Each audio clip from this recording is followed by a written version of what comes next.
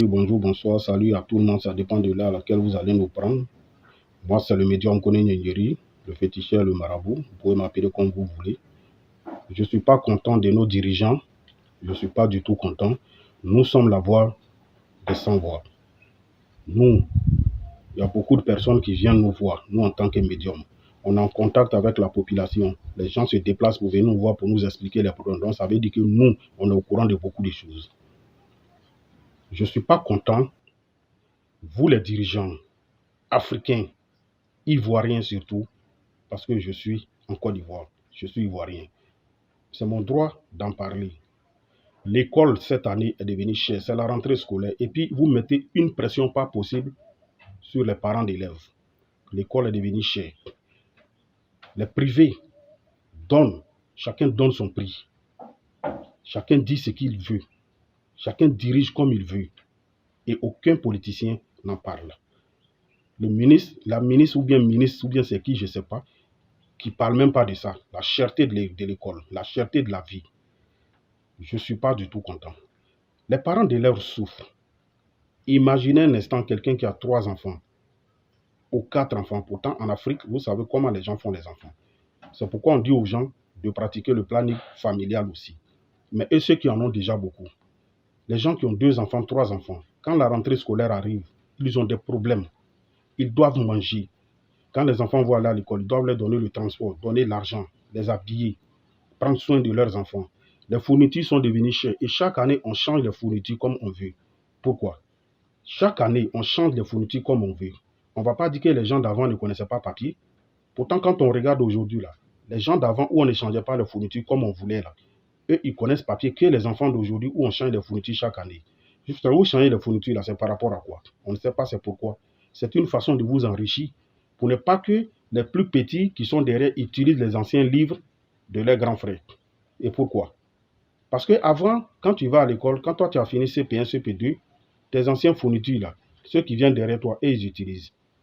Mais maintenant, ce n'est plus le cas. Tu es obligé de renouveler tout chaque année. Les parents d'élèves souffrent. Les gens ont des problèmes. Oui, on peut comprendre. Vous, les politiciens, vous ne payez pas école parce que c'est nous qui payons pour vous. On sait c'est pourquoi vous augmentez chaque année, vous changez les livres chaque année, vous changez les fournitures scolaires chaque année. Chacun donne les règles qu'il veut. Pourvu que lui, son école, là, il gagne des millions, c'est tout, c'est pour s'enrichir. Ce n'est plus pour l'éducation. Pour éduquer un enfant, vous demandez aux gens, d'abord, vous avez sensibilisé les gens de mettre les enfants à l'école. Vous avez construit beaucoup d'écoles, Dieu merci, alhamdoulilah. Vous sensibilisez les gens pour dire aux gens de mettre les enfants à l'école. Nous, les médias, on a fait un travail fort pour ça aussi. On a demandé aux gens, on a sensibilisé nos parents qui étaient dans les villages reculés, qui ne connaissaient pas l'importance de l'école. On les a sensibilisés en leur disant de mettre les enfants à l'école. Mais aujourd'hui, ces plaintes, ils viennent vers nous pour dire, mais vous voulez que nos enfants arrêtent d'aller au champ, ceux qui pouvaient nous aider, un peu, il n'y a plus personne pour nous aider. Nous, on est devenus vieux. Maintenant, l'école aussi, chaque année, ça augmente pour aller. Les livres là, on ne fait que changer, et qu'on appelle ça changer chaque année. Les gens sont fâchés. Les parents sont fâchés. Il y a d'autres même qui ne veulent même plus que les enfants partent à l'école. Mais on sait que l'école, là, c'est pour la bonne cause. C'est pour l'éducation des enfants. Vous sensibilisez, vous voulez que les gens mettent les enfants à l'école. Vous construisez les écoles, c'est bien. Mais, de grâce, essayez de revoir le prix à la baisse. Parce que les parents sont fatigués, les parents souffrent. Ce n'est pas tout le monde qui a les moyens.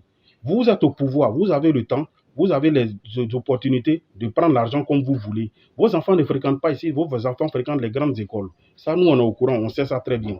Vos enfants fréquentent les grandes écoles. Et ces écoles, on dirait que ce n'est même pas vous qui payez parce que c'est notre argent que vous prenez pour scolariser vos enfants. Mais et nous, on prend l'argent là où? On est obligé de travailler la sueur de nos fronts. Mais l'argent que nos parents gagnent là, nos frères gagnent là, pour s'en sortir un peu, ils sont obligés de prendre tout pour mettre dans les enfants. Il y a d'autres même qui n'ont même pas pu inscrire les enfants jusqu'à présent. Vous savez pourquoi? Parce que l'école est chère. Les fournitures sont devenues chères. Tout est devenu cher. La Côte d'Ivoire ne ressemble pas à ça. Je vous en supplie, nos dirigeants, mettez un peu d'eau dans votre vin et puis pensez un peu à la pauvreté des gens. Les gens sont pauvres en Afrique. Vous comprenez? Les gens n'ont pas assez de moyens. Aujourd'hui, vous savez pourquoi tout le monde veut devenir politicien? Parce que c'est une occasion pour pouvoir voler. Quand tu es là-bas, tu peux voler facilement. Et arrêtez de maltraiter un peuple qui est calme. Arrêtez de maltraiter un peuple qui vous a élu. Arrêtez de maltraiter un peuple qui vous aime. Nous, on vous aime. C'est pourquoi vous êtes encore là. De grâce, faites très attention. essayez de revoir la cherté de la vie. Essayez de revoir la cherté de la vie. Vous demandez aux gens de travailler, les gens travaillent. Mais ils ne gagnent rien en retour. Il faut qu'on vous dise la vérité. Ils ne gagnent rien en retour. Les gens sont fatigués. Les gens sont fatigués. Les gens vous aiment, mais les gens sont fatigués. Faites attention, les gens sont fatigués. On reçoit beaucoup de plaintes. Les gens viennent nous voir, nous les médiums, matin, midi, soir. Ils nous expliquent les problèmes. Nous, on sait de quoi les gens souffrent. On sait que les gens souffrent vraiment. Les gens ont des problèmes. C'est le médium Kone Nyenyeri. Voilà, j'ai été le président des médiums de la commune de Yopougon. Voilà. Il n'y a pas un politicien que je ne connais pas. Mais je fais cette vidéo pour m'adresser à vous, pour dire, les gens sont fatigués. Essayez de revoir. Tout est devenu cher sur le marché. Huile, riz, quoi, tout ça là. Hein? Vous manipulez la jeunesse comme vous voulez. Il faut que ça cesse. Arrivé à un moment donné, il faut que ça cesse. Nous ne sommes pas vos moutons. Nos enfants ne sont pas vos poulets, vos moutons. Non, arrêtez ça. Vraiment, essayez de revoir. C'est le médium Kone Nyenyeri. Et puis, pour la prospérité, je travaille pour les gens, pour que les gens s'en sortent dans la vie. Les commerçants prospèrent, leur commerce marche. Ceux qui sont en quête d'emploi, voilà. Ceux qui ont des problèmes, qui veulent faire prospérer leurs activités, voilà. Je suis là pour ça aussi. J'aide les gens, je consulte, je regarde ce qui ne va pas dans votre vie, ce qu'il y a à faire, je vous dis. Que Dieu bénisse l'Afrique. L'Afrique a une richesse. Nos dirigeants jouent avec les richesses de l'Afrique. Jeunes Africains, c'est pourquoi je vous dis, réveillez-vous. Venez, faites, on va faire des choses pour vous. Vous allez vous en sortir. Ça va faire que la pauvreté va s'éloigner de vous. C'est parce que les jeunes ne font rien, qui n'ont pas les moyens. C'est pourquoi ils sont toujours obligés d'écouter des politiciens. Sinon, si tous les jeunes arrivaient à s'en sortir, mangeaient à leur faim, arrivaient à nourrir leur famille normalement, personne n'allait envier quelqu'un. Personne n'allait vouloir suivre un politicien dans les désordres, dans leur désordre là. Venez, on va travailler pour vous. Réveillez-vous. On a des secrets, des puissants secrets. Il y a beaucoup de choses qui sont on peut faire pour vous aider. Vous allez vous en sortir. Réveillez-vous. Nous, les médiums, là, ce que nous faisons, nos ancêtres le faisaient, nos parents ont fait ça. Ils n'ont pas eu de problème jusqu'à aujourd'hui. Ils sont morts dans ça. Il n'y a pas eu de problème. Nous, on a pris le relais. On sensibilise, on aide les gens. On a tout en Afrique. On n'a pas besoin de se lever pour aller en Europe, pour aller chez les Blancs, pour aller se chercher. Jamais. Si nous donnons une valeur à nos traditions, nos cultures, ce que nous, les médiums, nous faisons, si vous acceptez de donner une valeur à ça, nous considérer, nous laisser, on travaille normalement pour vous. Attachez-vous à la tradition, à la culture. Vous comprenez? Un peuple qui dénigre, qui néglige sa tradition, au nom de Dieu, tu n'as pas de racines. C'est comme tu n'as pas de racines. C'est comme construire un château sur du sable. C'est un château sans espoir. Donc les Africains, réveillez-vous. Revenez à la tradition.